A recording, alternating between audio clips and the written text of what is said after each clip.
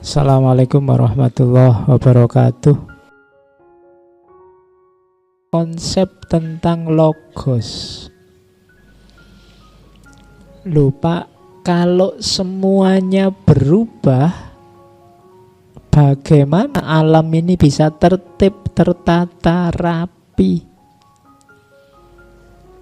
Katanya Heraklitus, alam ini bisa berjalan rapi, harmonis, tertib karena ada logosnya. Jadi logos itu kadang diartikan akal, kadang diartikan pola, kadang diartikan di situ disebut pattern, disebut hukum yang menguasai segalanya, menggerakkan segalanya, dan seterusnya.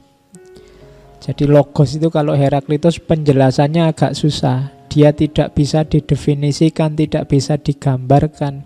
Dia adalah pikirannya alam semesta.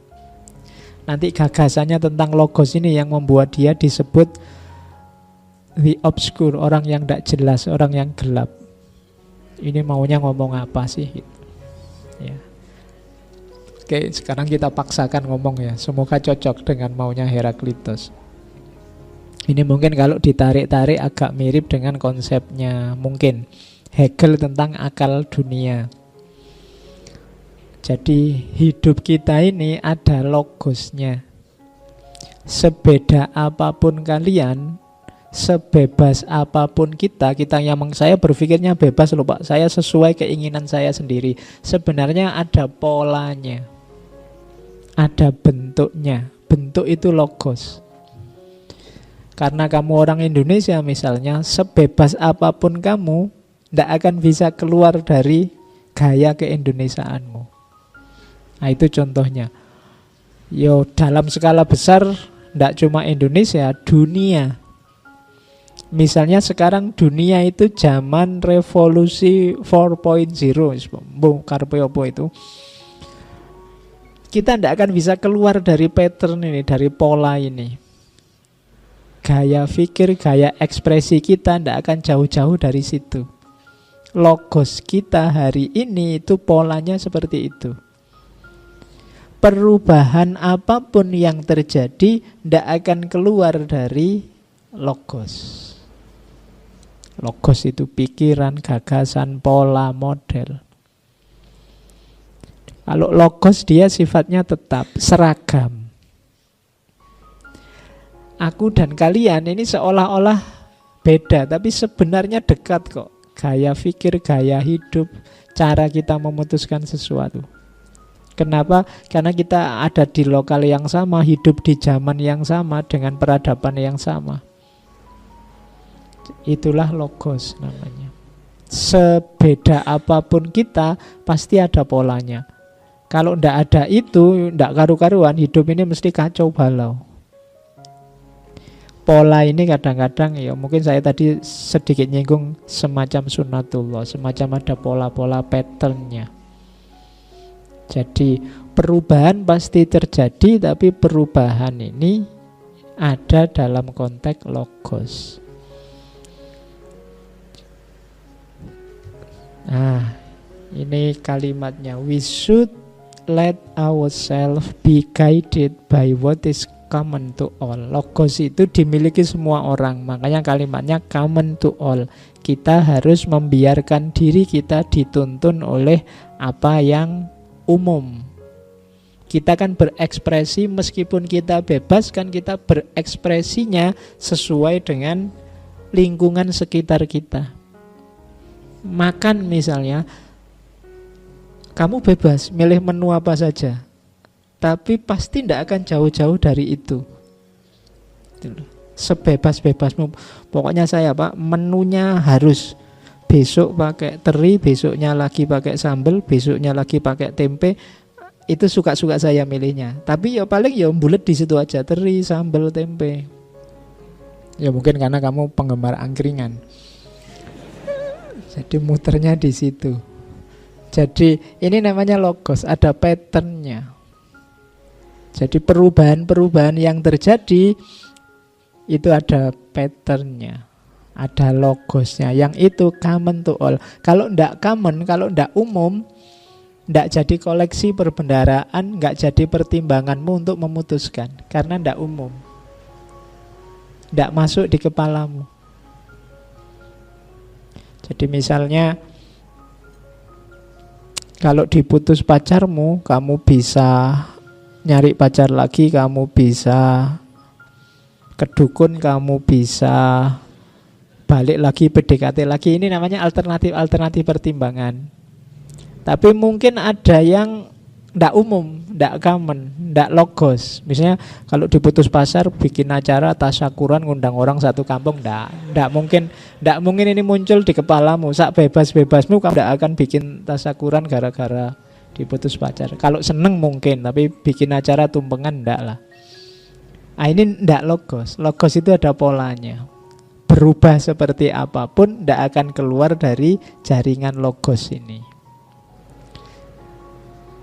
Yet, although the logos is common to all, most men live as if each of them had a private intelligence of his own.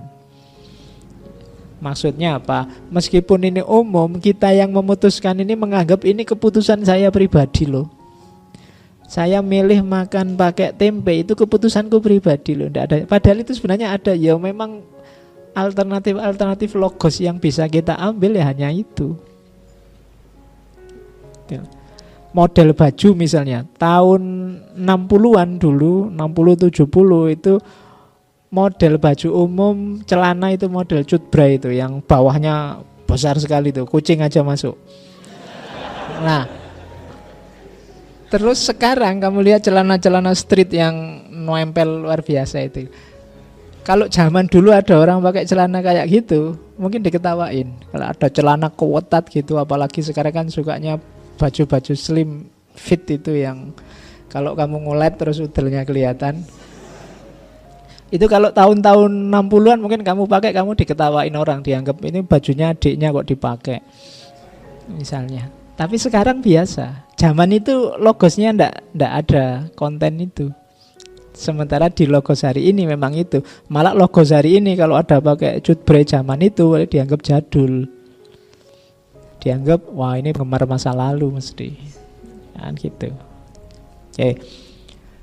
Zaman dulu orang pakai sarung itu biasa. Zaman Majapahit itu kan ya bawahannya kayak sarung yang dilipet itu. Jadi khas. Justru pakai celana yang unik. Hari ini pakai celana itu biasa. Sarung dianggap unik. Dianggap begitu kamu sarungan kan wah santri ini kan selalu begitu. Dianggap khas. Logosnya memang hari ini begitu. Itulah namanya logos. Jadi ada modusnya sendiri. Berpikir zaman itu dan zaman ini. Nah, we should let ourselves be guided by what is common to all. Ya kita ini kalau ingin tidak susah dalam hidup ya pahamilah logos. Ikutilah logos. It is wise to hearken not to me but to my word, and to confess that all things are one. Adalah bijaksana untuk mendengarkan bukan aku tapi dengarkan kata-kataku dan mengakui bahwa segala sesuatu adalah satu. Nah, ini dasarnya logos itu biasanya kebijaksanaan orang-orang pinter. Dalam logos segala sesuatu itu satu. Oke, saya lanjutkan. Jadi segala sesuatu berubah, cuma kendalinya perubahan ini namanya logos.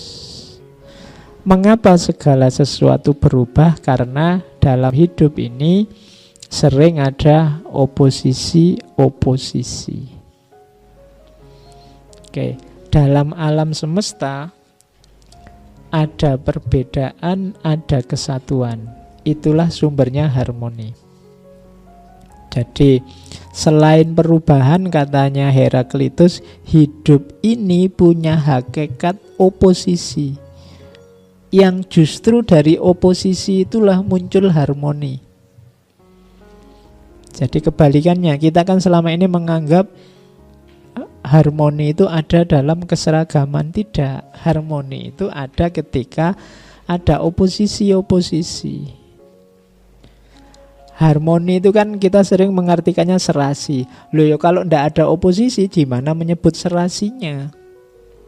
Kalau semua seragam ya ndak bisa disebut harmoni, itu kan selaras. Nah, hidup ini isinya oposisi dan harmoni. Ya pertentangan, ya kesatuan. Kamu bisa kenyang kalau ada rasa lapar. Kalau ndak ada lapar, ndak ada kenyang.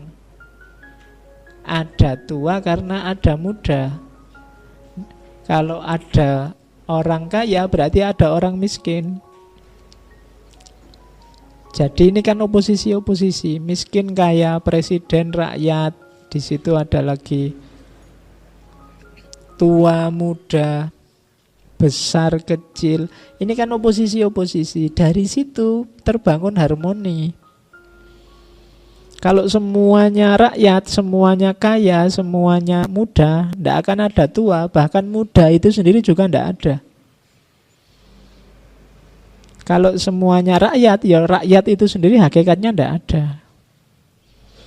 Kalau semuanya sehat, sehat itu sendiri tidak ada. Karena untuk ada sehat, butuh ada sakit. Jadi itulah oposisi dan harmoni. Maka jangan mengeluh kalau pas lagi sakit. Kalau kita sakit itu menunjukkan bahwa kita ini ya manusia biasa ternyata. Masih bisa sakit.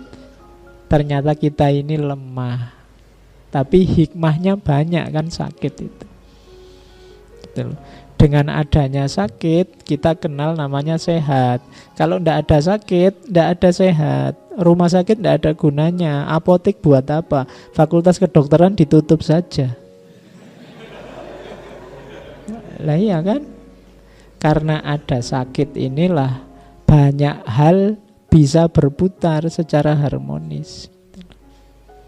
Jadi antara harmoni dan oposisi.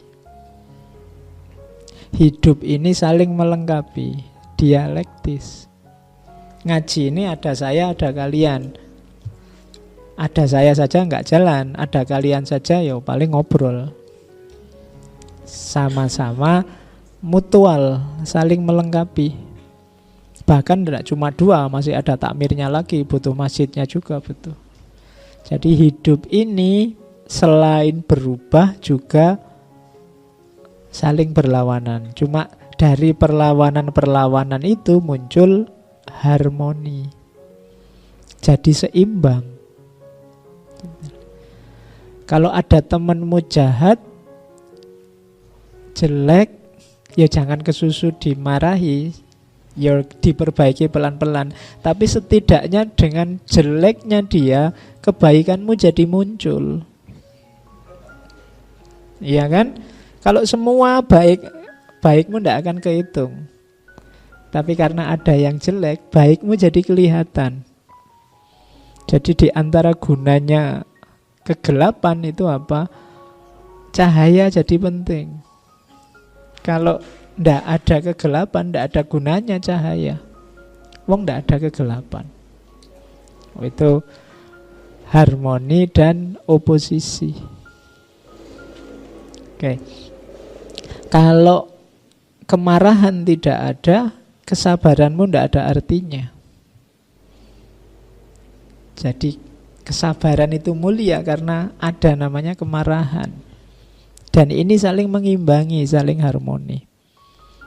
Inilah logika harmoni dan oposisi.